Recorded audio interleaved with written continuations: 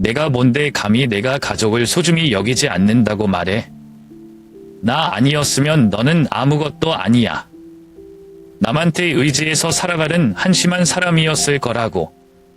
내가 당신한테 의지한다고? 당신 스스로 한번 돌아봐. 이 가족에서 모든 걸 짊어진 사람이 누군데? 당신은 어머니 말만 듣고 고개 숙이는 사람이야. 그리고 나는? 내가 얼마나 당신의 비열함을 참아왔는지 알아? 받쳐. 넌 내 아내가 될 자격도 없고 우리 애들의 엄마가 될 자격도 없어. 말 안 해도 알아요. 당신은 처음부터 나를 아내로 보지도 않았고 사람으로도 보지 않았으니까요. 외부에서 내 삶은 완벽해 보인다. 완전한 가족, 순종적인 두 자녀, 성공한 남편, 그리고 예쁜 작은 집. 그러나 그 위장 뒤에는 시댁의 끝없는 기대와 저를 보호하겠다고 약속한 남자의 무관심으로 인해 스트레스를 받으며 침묵 속에서 살아온 세월이 있다는 것을 아는 사람은 거의 없다. 나는 이 가족을 지키기 위해 억지로 노력했고 내 인생의 욕설이 두려워 아이들을 위해 인내하려고 노력했다. 하지만 어느 날 거울에 비친 제 자신을 달아볼 때 깨달았습니다. 계속하면 저는 제 자신을 잃고 아이들이 사랑과 존중이 없는 환경에서 자라도록 내버려 둘 것입니다. 보이지 않는 속박에서 벗어나 행복의 진정한 의미를 되찾고 앞에 닥친 어려움에도 과감히 자신만의 길을 택하는 여정에 대한 이야기다. 아침마다 우유 배달 아저씨의 자전거 벨소리가 규칙적으로 울리고 저녁마다 골목 구석구석을 밝히는 소란스러운 도시 대구에 사는 40대 김수진입니다. 저는 이곳에서 태어나고 자랐습니다. 고등학교 친구들과 웃으며 청춘을 보냈던 돔성로의 길 모퉁이, 벚꽃 향기로운 봄바람에 익숙합니다. 바깥에서 보면 누구나 내가 꿈의 삶을 살고 있다고 생각한다. 남편 지훈 씨는 매일 아침 회색 점잔을 입고 문을 나서는 모범적인 은행원이다. 우리 두 자녀인 12살 민서와 9살 지원이는 모두 성실하고 공부를 잘하고 예의 바르다. 두류공원 인근 한적한 주택가에 위치한 우리 집은 크지는 않지만 매일 챙겨주는 작은 화분으로 항상 깨끗하고 아늑하다. 그러나 누가 알겠습니까? 내면의 삶은 그 겉모습과 다릅니다. 지훈이랑 결혼한 지 8년 됐는데 우리가 마지막으로 앉아서 진짜 친구처럼 얘기했던 게 언제였는지 기억이 안 나요? 이 결혼은 사랑의 연결고리가 아니라 점차 시댁에 보이지 않는 압박과 그의 냉담함과 무관심에 대한 고통이 되었다. 지훈이 나쁜 사람 아니에요. 저는 그냥 일에 너무 집중해서 내 모든 감정이 잊혀지는 것 같았다. 가족 식사 때 그는 종종 전화나 보고서에 얼굴을 묻고 내가 더 이상 실제로 존재하지 않는 따뜻한 분위기를 유지하도록 내버려 둡니다. 그의 가족의 기대는 나를 항상 답답하게 만든다. 시어머니는 직접 말씀하시진 않았지만 방문할 때마다 암시적인 말을 통해 요리, 육아, 제가 근무 시간을 정하고 가족을 돌보는 방법까지 항상 제가 충분하지 않다는 것을 느끼게 했습니다. 저는 그들을 기쁘게 해주려고 많이 노력했지만 노력하면 할수록 공허함을 느낍니다.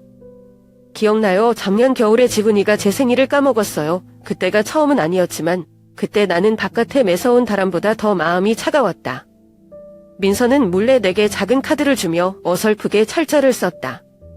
엄마는 세상에서 가장 아름다운 여자야? 그 카드는 눈물을 자아내게 했지만 동시에 깨달았습니다.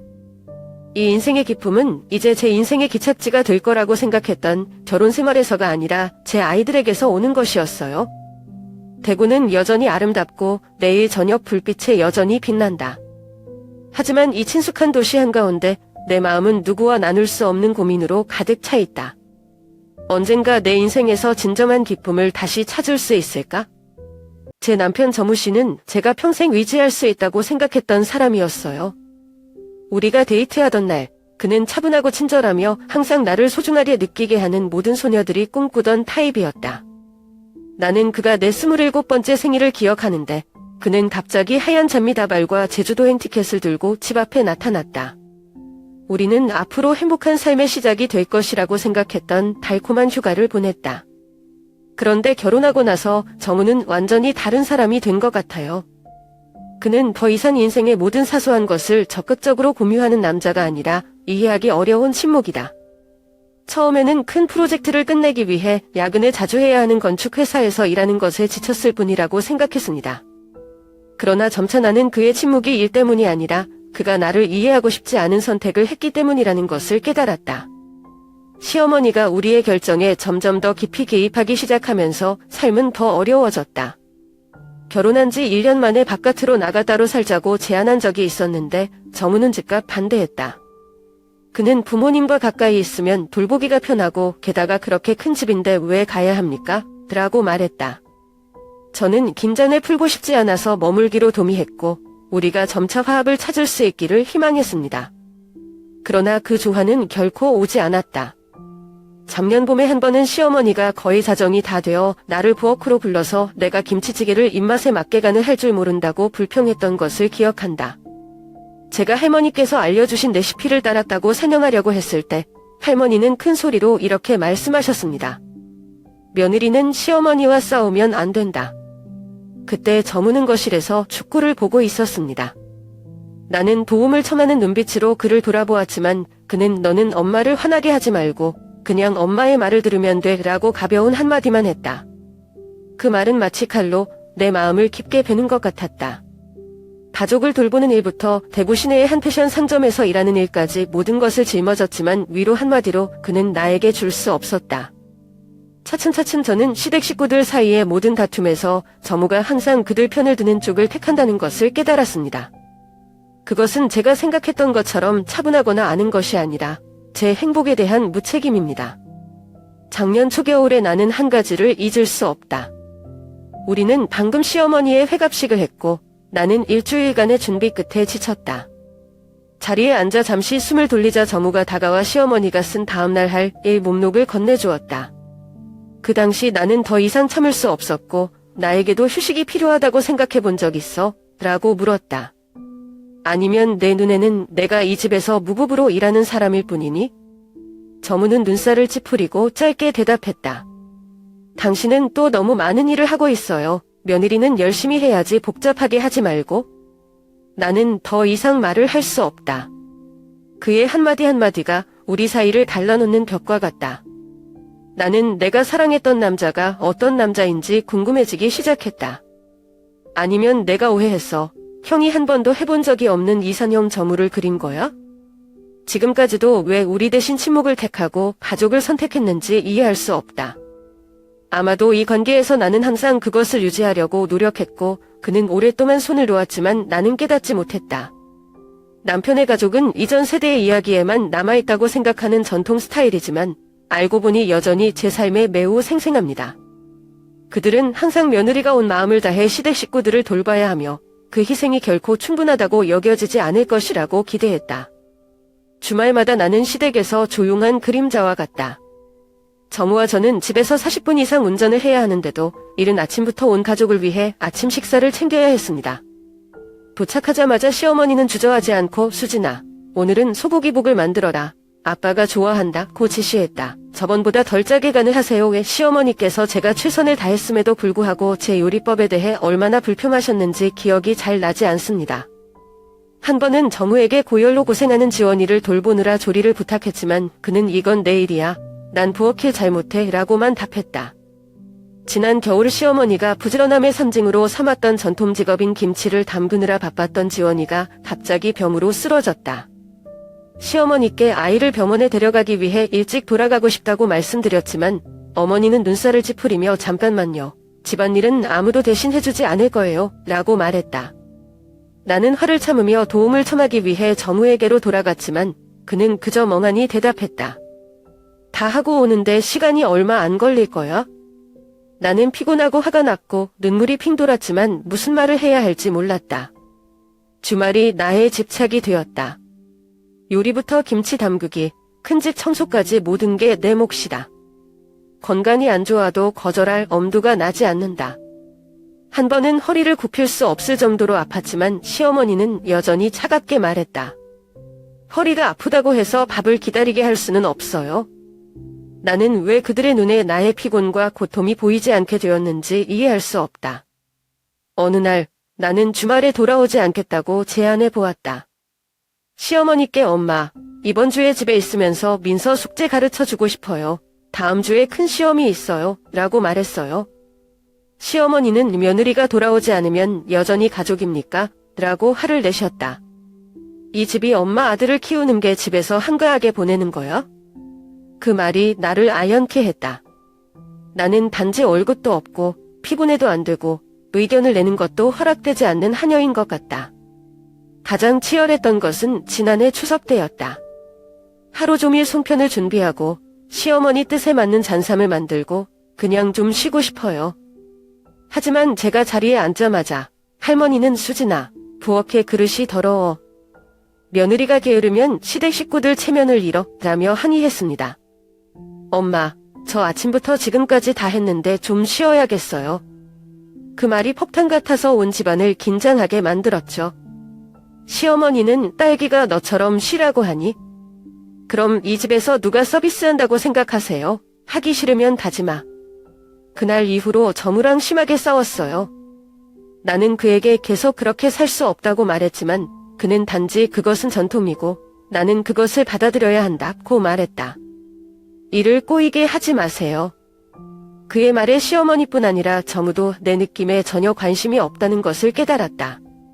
그 시절은 나를 육체적으로나 정신적으로 지치게 했지만 어떻게 탈출해야 할지 몰랐다. 마치 탈출구가 없는 소용돌이 속에 갇힌 기분이었다.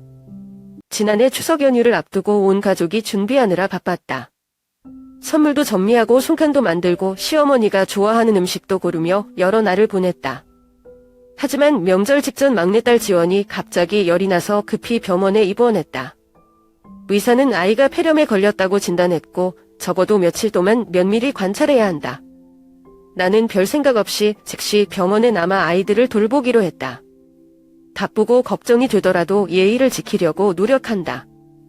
작은 손으로 쓴 종이 한 장과 함께 선물을 보냈는데 저무에게 이번 연휴에 못 가서 미안해 라는 사과와 함께 시댁에 가져다 달라고 부탁했다. 지원 오빠 많이 아파요. 남아서 돌봐야 돼요. 아무리 까다롭더라도 시어머니도 이 삼원을 이해할 것이라고 생각한다. 그런데 저무가 제 마음을 가장 아프게 할 줄은 몰랐어요. 내가 그에게 병원에 남아 나를 도와달라고 부탁했을 때 그는 단지 고개를 저으며 차가운 표정을 지었다. 당신은 돌아가야 합니다. 선물과 사과문 조각으로 엄마가 만족할 거라고 생각해? 설날에 온 가족이 없으면 아무 의미가 없다. 고 그의 말은 나를 침묵하게 했다. 나는 그를 보고 목이 메어 물었다. 이렇게 높은 열이 나는데 어떻게 하길 바라니? 자식을 떠나서 당신 어머니의 비난을 들으려고요?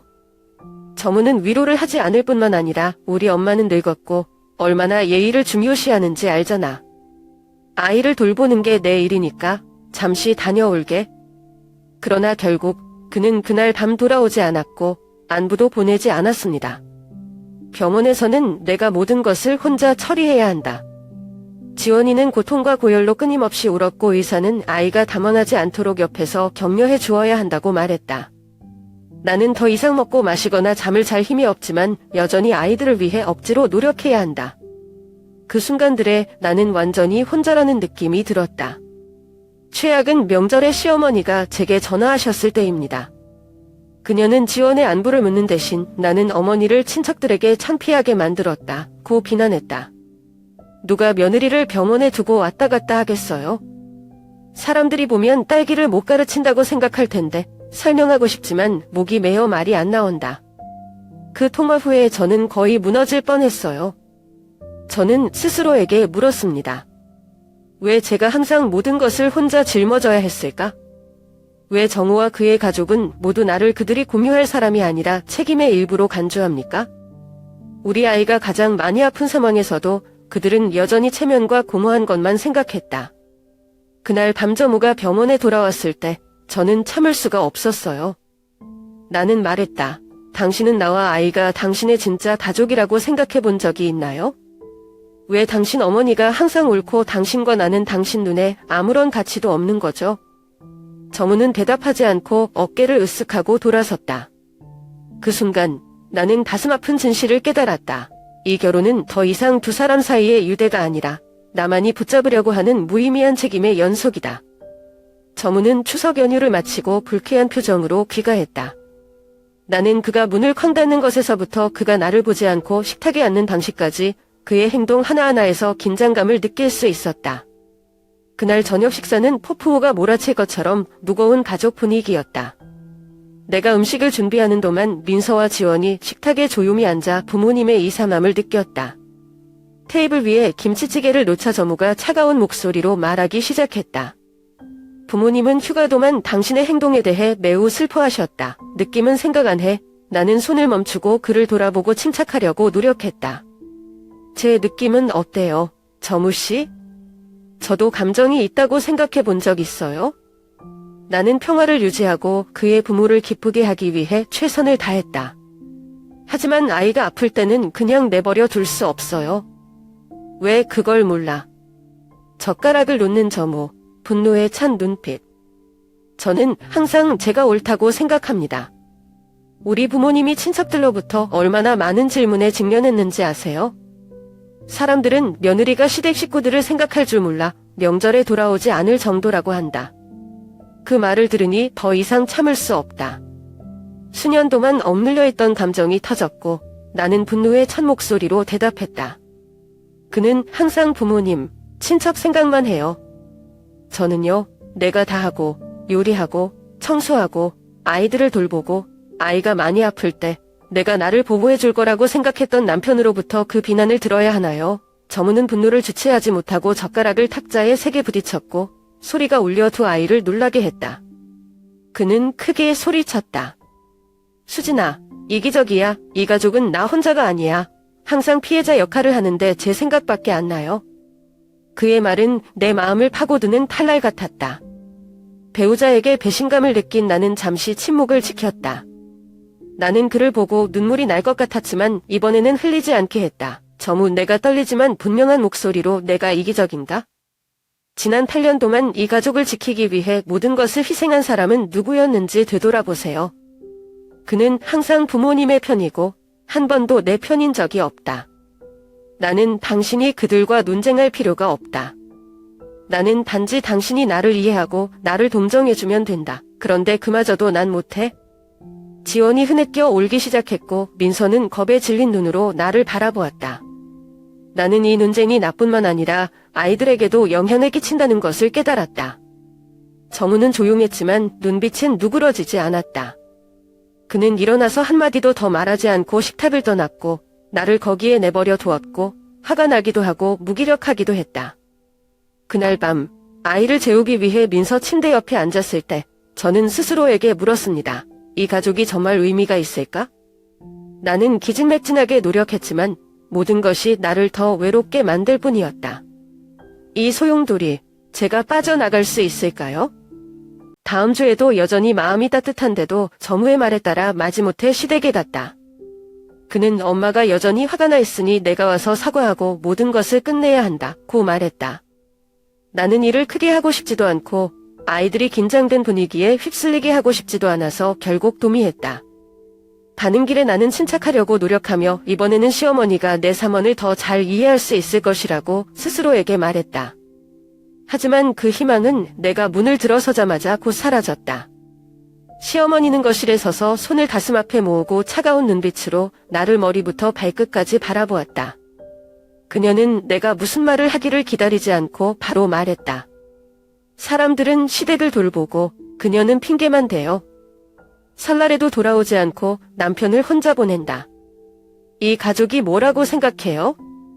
그녀의 말은 내 얼굴에 찬물을 끼얹는 것과 같았다. 억제하려고 심호흡을 하려 했지만 피로와 상처가 얼마나 쌓이는지 더 이상 참을 수 없었다. 나는 그녀를 똑바로 쳐다보고 대답했고 목소리는 떨렸지만 분노로 가득 차 있었다. 엄마는 내가 걱정 안 한다고 생각해? 딸은 고열병원에 입원해 있고 나는 남아 돌봐야 한다. 나는 일해야 하고 아이들을 돌봐야 하고 이제 이런 말도 안 되는 비난을 들어야 한다. 엄마가 이해하지 못한다면 적어도 나에게 상처를 주는 말을 놓지 마세요. 시어머니는 눈을 부릅뜨고 얼굴은 분노로 붉게 상기되어 있었다. 그녀는 정우에게 돌아서서 나를 손가락으로 가리켰다. 당신은 당신의 아내가 얼마나 무례한지 보셨나요? 이것이 그녀가 당신의 가족을 대하는 방식입니다. 당신은 가만히 앉아서 그녀가 당신의 어머니에게 그렇게 말하는 것을 볼 건가요? 정우 씨의 목소리를 기다리고 있습니다. 한 번이라도 당신이 내 편이 되어 주거나 최소한 화해해서 상황을 진정시키길 바란다. 그러나 그는 모든 것이 자신과 상관없는 것처럼 고개를 숙이고 조용히 밥을 먹었다. 그 순간 가슴이 찢어질 듯한 아픔을 느꼈다. 익숙해지기 위해 너무 많이 들었던 시어머니의 꾸짖음 때문이 아니라 정우의 침묵 때문이었다. 그는 내 고통을 보지 않기로 선택했고 내가 그의 눈앞에서 상처를 입었을 때도 나를 보호하려고 나서지 않았다. 그 당시 집안의 공기는 피아노 줄처럼 팽팽했다. 모든 시선이 나에게 쏠리는 느낌에 가만히 서 있었다. 하지만 계속 다투는 대신 몸을 돌려 밖으로 나왔다. 나는 더 이상 의미 없는 대화를 붙잡고 싶지 않다. 마당에서 눈물을 흘리지 않도록 숨을 크게 들이마셨다. 민서와 지원이 달려나와 내 손을 잡고 걱정스럽게 물었다. 엄마, 괜찮아요? 나는 약한 미소를 지으며 몸을 굽혀 아이들을 안았다. 내 마음속으로는 이 집에서 내 감정에 관심을 가진 유일한 사람들이 오직 두 아이뿐이라는 것을 뼈아프게 깨달았다. 내가 사랑했던, 한때 믿었던 남편은 이제 모든 책임을 피하기 위해 조용히 고개를 숙인 낯선 사람일 뿐이다. 그날 밤, 집에 돌아왔을 때 저는 거실에 조용히 앉아서 무슨 일이 있었는지 생각했습니다. 이런 삶을 계속 살아갈 수 있을까? 모든 노력이 무시되고 모든 고통이 무시되고 가장 친한 사람조차도 나를 이해하지 못하는 삶, 그 질문이 머릿속에 계속 맴돌았지만 나는 아직 답을 찾지 못했다. 사건은 11월 어느 추운 오후에 절정에 달했다. 당근과외에서 민서를 픽업하고 왔는데 부동산 중개인으로부터 전화가 왔어요. 그 남자의 목소리는 공손했지만 그의 말은 나를 침묵하게 만들었다. 안녕하세요, 수진 씨. 저는 당신의 집을 팔기 위한 조건을 검토하기 위해 내일 약속을 확인하기 위해 전화했습니다. 당신의 남편이 지난주에 우리에게 연락했습니다. 저는 제 귀를 거의 믿지 않아요. 집을 팔아요? 민서와 지원이가 자란 지난 7년 동안 우리가 사고 살았던 집은 내가 안식처로 만들기 위해 얼마나 공을 들였는지 나도 모르는 사이에 팔기로 결정했을까? 정우한테 바로 전화했어요. 그가 저녁에 집에 왔을 때 나는 바로 문제를 제기했다. 집을 팔아요? 왜 나한테 아무 말도 안 했어? 정우는 얼핏 놀랐지만 잠시였다. 그는 미간을 찌푸리고 침착함을 유지하려고 노력했다. 그게 내가 결정한 일이야? 걱정 안 하셔도 돼요. 그의 대답은 불에 기름을 붓는 것과 같다. 나는 참을 수 없었고 목소리를 높였다. 걱정 안 해도 돼. 이것은 우리의 집이다. 나의 아이들. 어떻게 제 의견을 묻지 않고 마음대로 결정하실 수 있어요? 저한테 권리가 없다고 생각하세요? 정우 이번에 차분한 모습을 못 지켜서 그는 비명을 질렀고 화가 난 목소리로 이것은 우리 가족 이야기입니다. 나는 끼어들 권리가 없다. 제 남동생은 어려움을 겪고 있고 제가 도와야 합니다. 이 집도 내 집이야. 내가 결정할 권리가 있어. 여기까지 듣고 나는 모든 것을 잘 이해했다. 동생 정우는 오래전부터 빚에 시달려왔지만 제게 아무 말도 하지 않고 집을 팔아서 그를 돕기로 묵묵히 결정했을 줄은 몰랐어요. 나는 싱긋 웃었지만 눈물이 막 쏟아지려고 했다. 그를 똑바로 쳐다보고 나는 목이 메었다. 그러면 나와 아이들은 당신의 가족이 아닌가요? 당신이 보호해야 할 가족은 우리가 아닌가요? 나를 소중히 여겨본 적이 없어. 그렇지. 정우는 몇 초 동안 침묵했지만 눈빛은 누그러지지 않았다. 그는 단지 차갑게 말했다. 저는 당신과 싸울 시간이 없어요. 나는 해야 할 일을 하고 너는 이해해야 한다. 저는 제가 가장 신뢰했던 남자를 멍하니 바라보며 서 있었습니다. 지난 8년 동안 나는 그의 무관심, 그의 어머니의 강요, 그리고 그가 나 대신 그의 가족 편을 들었던 몇 번을 참아왔다. 하지만 이번에는 더 이상 말하고 싶지 않을 정도로 상처가 컸다. 그날 밤 아이들이 잠들었을 때 저는 부엌에 앉아서 차가 식어가는 찻잔을 움켜쥐고 있었습니다. 저는 궁금했습니다. 제 모든 가치가 무시되는 결혼 생활을 계속할 수 있을까? 이 집은 내가 한때 행복한 보금자리를 꿈꾸던 곳이었지만 지금은 내가 알 수 없는 이유로 정우가 기꺼이 포기하려고 하는 재산에 불과하다. 난생 처음으로 나는 떠날 생각을 진지하게 했다. 포기하고 싶은 마음이 아니라 이 결혼에 더 이상 매달릴 것이 없기 때문이다. 그날 밤 아이들이 잠자리에 들었을 때 우리의 작은 집은 전쟁터가 되었다. 오랫동안 억눌렸던 감정이 폭풍우처럼 분출했다. 정우는 부동산 중개인과의 미팅을 마치고 막 돌아왔다. 그는 내 의견은 필요 없고 모든 것이 해결된 것처럼 차가운 얼굴로 집에 들어왔다. 나는 더 이상 참을 수 없었고 거실 한가운데서 그를 막았다. 정우야, 뭐 하는 것 같아. 왜 당신은 모든 것을 스스로 결정합니까? 당신은 나와 아이들을 생각합니까? 이 집은 우리가 사는 곳이야. 우리가 가진 전부야. 정우는 다방을 탁자 위에 내려놓고 피곤하고 화가 난 모습으로 나를 돌아보았다. 제가 말했죠. 이건 제 일이라고요. 우리 가족은 어려움을 겪고 있고 나는 보아야 한다. 참견할 필요 없어. 피가 머리 위로 솟구치는 것을 느꼈고 모든 것이 다 터지는 것 같았다. 나는 비명을 질렀고 분노로 떨리는 목소리. 우리 가족? 저와 아이들은요? 당신의 눈에는 우리가 무엇입니까? 아니면 당신은 우리를 부담스럽고 당신의 가족을 돕는 길잡이로만 생각할까요? 이번에는 정우가 정신을 못 차렸어요. 그는 비명을 지르며 분노에 찬 목소리. 그녀는 요구할 줄만 안다. 자기가 누구보다도 낫다고 생각해요? 당신이 피해자라고 생각하세요? 나와 내 가족에게 부탁하지 않았다면 그녀는 이 삶이 없었을 것이다. 불평하는 것 외에 무엇을 했습니까? 그의 말은 나의 자존심에 일격을 가하는 것과 같다. 내가 이 가족을 살아남기 위해 노력했던 모든 희생, 모든 세월은 이제 그에게 신랄한 말 한마디로 부정되었다. 나는 더 이상 자제할 수 없다. 나는 크게 소리쳤고 목소리는 분노와 고통으로 가득 차 있었다. 나는 당신의 압박 아래 살느니 차라리 이 삶이 없겠어요. 나는 이 가족을 지키기 위해 모든 것을 다 했지만 당신은요? 그는 나를 소중히 여겨본 적도 없고 내 감정에 관심을 가져본 적도 없다. 인생은 필요 없어. 집안의 공기는 숨쉬기가 힘들 정도로 답답해졌다. 정우는 내가 이렇게 격렬하게 반응할 줄은 몰랐다는 듯 파도나고 놀란 눈으로 나를 바라보며 가만히 서 있었다. 하지만 더 이상 신경 쓰지 않아요. 지난 8년도만 마음속에 간직해온 모든 것을 이제야 다 털어놓았다. 담은 조용하게 가라앉았다. 정우를 무시하고 발코니로 나갔어요. 밖에는 겨울의 찬바람이 불었지만 나는 더 이상 아무것도 느끼지 못했다. 두려움이나 약함 때문이 아니라 이 결혼이 오래전에 무너졌다는 것을 깨달았기 때문에 눈물이 핑 돌았다.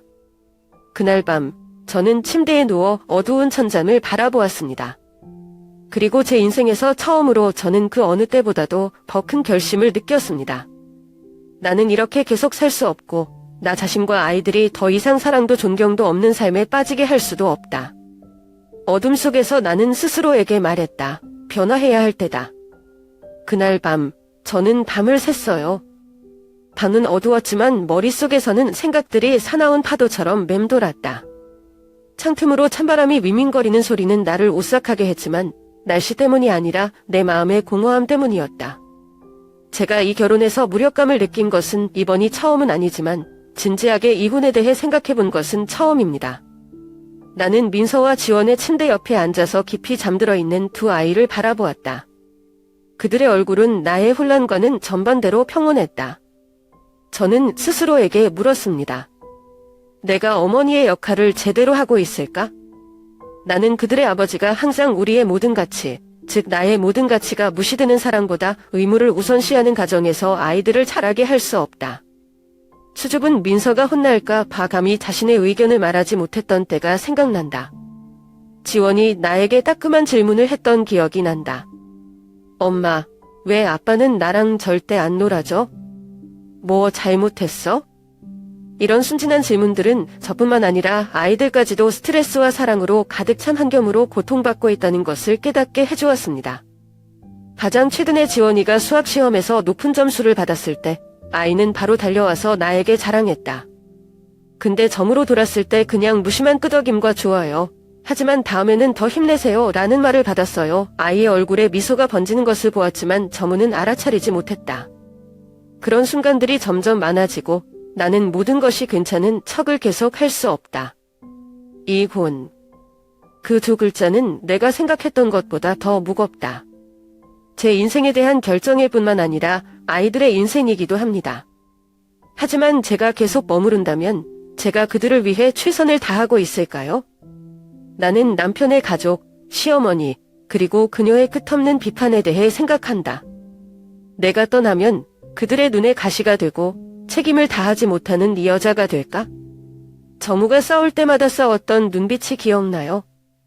나는 한국에서 이혼한 여성들이 여전히 받는 사회적 압력에 직면할 수 있는 충분한 힘을 가지고 있을까? 하지만 더 중요한 것이 하나 더 생각났습니다. 제 아이들이 가졌으면 하는 산말입니다. 존중을 받으며 자란 삶, 그들의 어머니가 강하게 보이는 삶, 불필요한 압박 속에서 살아가는 여성이 아닙니다. 거의 아침이 되어 나는 일어나서 욕실의 거울을 보았다. 내 얼굴은 창백했고 눈은 기진맥진해서 다크서클이 있었다. 하지만 몇 년 만에 처음으로 제 눈에서 약간의 빛을 보게 되었습니다. 제가 해낼 수 있을지 모르겠지만 변하지 않는다면 저와 제 아이들은 이 어둠 속에서 영원히 살 것이라는 것을 알고 있습니다. 나는 민서와 지원이에게 담요를 덮어주고 침대로 돌아왔다. 이 작고 귀여운 두 아이를 보며 나는 스스로에게 말했다. 아이들을 위해 앞길이 아무리 힘들어도 나는 걸어갈 것이다. 다음날 아침 햇빛이 커튼 사이로 스며들었을 때 저는 진실을 직시해야 할 때라고 결정했습니다. 아침 식사 때 민서와 지원이 학교에 갔을 때 식탁에서 정우 맞은편에 앉았다. 그는 마치 어젯밤 일이 없었던 것처럼 열심히 신문을 읽고 있었다. 하지만 이번에는 침묵이 계속 이어지지 않도록 했다. 정우. 내가 침착하지만 단호한 목소리로 말했다. 그는 신문을 내려놓고 나를 기다렸다는 듯이 바라보았다. 이혼하고 싶어요. 그 말이 흘러나왔고 분명하고 확실했다. 정우는 깜짝 놀랐다. 그의 눈빛은 놀라움을 살짝 드러냈다. 그러나 곧 그는 내가 방금 우스운 말을 한 것처럼 웃으며 웃었다. 나 없이 잘 살 수 있을 것 같아? 나 없이 뭘 할 수 있겠어? 나 혼자 살 힘 없어, 수진아. 나는 그를 보고 슬픔이 가득한 것이 분노를 대신한다고 느꼈다. 한때 내가 가장 사랑하고 믿었던 내 앞에 있는 남자는 이제 거만하고 낯선 사람일 뿐이다. 나는 깊게 숨을 들이쉬고 내 목소리가 떨리지 않도록 했다. 저는 확실히 더 잘 살 거예요. 나는 그와 그의 가족의 압박으로 너무 오래 살았다. 이 삶에는 필요 없어요. 평화가 필요할 뿐 당신이 없어도 찾을 수 있을 거예요. 정우는 당황과 분노가 섞인 눈빛으로 나를 바라보았다. 그는 일어나서 손을 탁자에 세게 부딪혔다. 당신은 모든 것이 그렇게 간단하다고 생각하나요? 이혼이 장난인 줄 아세요? 당신은 아이들을 생각하지 않나요? 파탄난 가정에서 자라게 할 건가요? 나는 그의 눈을 똑바로 쳐다보고 침착하게 대답했다. 아이들 때문에 떠나야 해요. 저는 아이들이 사랑보다는 압박감과 냉담함만을 느끼는 부모들이 항상 다투는 가정에서 자라는 것을 원하지 않습니다. 당신도 나를 소중히 여기지 않을 때 이 가족이 여전히 의미가 있다고 생각하세요? 정우는 조용했지만 눈빛에서 분노가 역력했다. 돌아서서 말없이 방을 나가세요. 나는 안도감과 동시에 고통스러움을 느끼며 홀로 앉아 있었다. 이혼을 결정하기는 쉽지 않지만 수년 만에 처음으로 제 인생에 대한 통제권을 되찾고 있다고 느꼈습니다. 그날 오후 민서와 지원이를 데리고 놀곤 했던 집 근처 공원에 앉았다. 아이들이 뛰어다니는 장면은 내가 왜 강해져야 하는지 생각나게 한다. 아이들을 위해 가족 식사 때 한숨이나 차가운 눈빛이 아니라 미소를 지으며 자랄 수 있는 환경을 만들어야 한다. 나는 앞길이 험난할 것이라는 것을 알았다. 하지만 처음으로 저는 기꺼이 그 일을 할 것이라고 느꼈습니다. 나는 더 이상 내가 단지 존재하는 삶을 살고 싶지 않고 나와 내 아이들을 위해 의미 있는 삶을 살고 싶다. 정우 집에서 나와 민서, 지원이와 함께 친정집으로 이사했다. 내가 자란 경주 외곽의 작은 집은 오랫동안 느끼지 못했던 평온한 느낌을 준다. 하지만 이혼을 결정한 후 처음 며칠은 쉽지 않았다. 나는 이웃의 호기심 많은 시선, 친척의 의미심장한 질문에 직면했다. 수진아, 왜 왔어? 어떻게 된 거야? 어머니께서는 말하지 않으셨지만 저는 어머니께서도 걱정하고 슬퍼하신다는 것을 알고 있습니다. 할머니는 제게 결혼은 어떤 대가를 치르더라도 지켜야 할 것이라고 가르쳐 주셨습니다. 하지만 꾸짖는 대신 엄마는 내가 민서와 지원이를 돌볼 수 있도록 조용히 도와주었을 뿐이고 때로는 몇 가지 부드러운 조언을 해주었다. 너는 단하게 살아라. 남들이 뭐라고 하든 생각하지 말고 자기와 조카만 생각하면 된다. 초창기에 저는 새로운 삶의 리듬을 찾는 것에 열광했습니다. 나는 경주 시내의 작은 패션 상점에서 다시 일을 시작했다. 급여는 높지 않지만 바쁜 하루하루가 점점 더 견고하게 서 있는 느낌을 준다. 저녁에는 민서가 숙제하는 것을 도와주고 자기 전에 지원이에게 이야기를 들려준다. 가끔 엄마와 저는 마당에서 차를 마시며 저무의 집에서는 한 번도 해본 적이 없는 고요한 하늘에 떠있는 밝은 별들을 바라보곤 했습니다. 점차적으로 나는 예전처럼 더 이상 부담을 느끼지 않는다는 것을 깨달았다. 공원에서 미끄럼틀을 탈 때 낄낄거리는 지원이를 보거나 직장 손님들로부터 칭찬을 받는 등 소소한 즐거움이 나를 더 가볍게 만든다. 나는 사슬을 풀고 아내와 며느리로서 세월 동안 잃어버린 나를 자유롭게 찾을 수 있는 것 같다. 그러던 어느 날 저무가 저에게 전화를 했습니다. 조용한 오후였고 나는 방금 학교에서 아이들을 데려왔다. 전화를 통한 그의 목소리는 이전과는 완전히 다릅니다. 그것은 작고 후회하는 것처럼 보입니다. 추진아, 내가 틀렸어. 생각을 많이 했는데 내가 너한테 상처 준 거 알아? 한 번만 기회를 주세요. 네, 나는 몇 초 동안 몸을 웅크리고 오래된 고통이 밀려오는 것을 느꼈지만 더 이상 예전만큼 고통스럽지 않았다. 나는 깊은 숨을 들이쉬고 목소리를 차분하게 유지했습니다. 정우 씨, 제가 기회를 많이 줬어요. 나는 기다렸고 인내했고 당신이 바뀌기를 바랍니다. 하지만 결국 얻은 것은 외로움과 실망뿐이었다. 그는 주저하며 애원하는 듯한 목소리로 말했다. 알아. 하지만 나는 정말 실수를 바로잡고 싶어. 가족을 위해, 아이들을 위해, 우리를 위하여. 나는 그가 볼 수 없어도 쓴웃음을 지었다. 나는 그의 말이 사실일 수 있다는 것을 알고 있지만 내가 돌아서기 위해 너무 멀리 갔다는 것도 잘 알고 있다. 나는 부드럽고 단호하게 대답했다. 나는 때때로 손을 놓는 것이 자신의 가치를 유지하는 유일한 방법이라는 것을 배웠다. 정우 씨 미워하지 않아요. 그러나 나는 예전 삶으로 돌아갈 수 없다. 나와 아이들은 더 나은 삶을 살 자격이 있다. 더 이상 압박이나 상처가 없는 삶이다. 그는 오랫동안 침묵한 후 조용히 말했다. 알겠습니다. 통화는 끝났지만 나는 부담스럽거나 후회는 없었다. 마당에서 놀고 있는 민서와 지원이를 보며 마음이 가벼웠다. 알아요. 제 결정이 옳았어요. 비록 앞길이 험난할지라도 나는 직면할 준비가 되어 있다. 왜냐하면 나는 내가 진정으로 가치 있는 삶을 살고 있다는 것을 알기 때문이다. 이제 나는 그 어느 때보다 자유롭고 행복하게 살고 있다. 경주에서의 삶은 단순했지만 내가 찾을 수 있을 거라고는 생각도 못했던 평온한 느낌을 주었다. 아침 일찍 일어나 민서와 지원이의 아침 식사를 준비하고 아이들을 학교에 데려다 준다. 오후에는 두 아이를 집 근처 공원으로 데리고 가서 그늘진 나무 사이로 마음껏 뛰어놀 수 있고 저는 돌벤치에 앉아 잔잔한 미소를 지으며 그들을 바라보곤 했습니다. 오늘은 봄 축제가 한참이라 공원이 평소보다 더 분주하다. 아이들의 웃음소리, 떡볶이와 따뜻한 어묵을 파는 노점상들, 파란 하늘을 나는 형형색색의 연들, 이 모든 것들이 나를 활기찬 그림 속에 사는 것처럼 느끼게 한다. 민서와 지원이 엄마한테 솜사탕을 사달라고 막 뛰어다녔어요. 그들의 반짝이는 눈을 보니 마음이 너무 따뜻했다. 나는 익숙한 돌 의자에 앉아 아이들이 노는 것을 지켜보았다. 지원이 민서에게 그네를 밀어주려 하자 민서는 킬킬대며 웃음을 멈추지 않았다. 그 모습은 나로 하여금 마음이 가벼워짐을 느끼게 했다. 나는 스스로에게 말했다. 행복은 누군가를 붙잡으려는 것이 아닙니다. 행복은 제때에 포기하는 것이다. 그 말은 덧없는 생각이 아니라 고통스럽지만 가치 있는 긴 여정의 결과입니다. 저물을 놓치면 살 수 없을 것 같고 아이들이 완전한 가족을 이룰까 봐 두려웠던 적이 있습니다. 하지만 이제 깨달았습니다.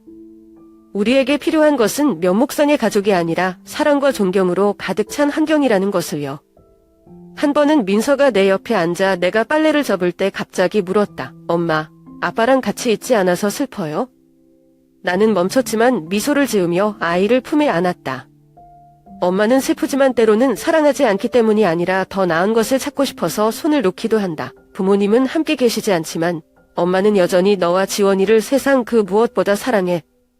민서가 뭔가 깨달은 듯 고개를 끄덕이고는 나랑 계속 놀았어.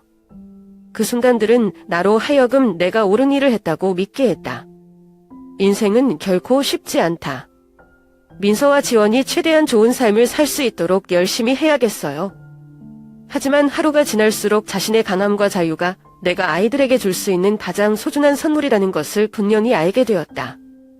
봄바람이 가볍게 불면서 공중에 흩날리는 벚꽃 향기를 품는다. 나는 눈을 감고 이 평화로운 순간을 즐겼다. 수년 만에 처음으로 나는 더 이상 모든 것을 짊어지고 있는 사람이 아니라 내가 원하는 대로 사는 자유로운 여성이라는 느낌을 받았다.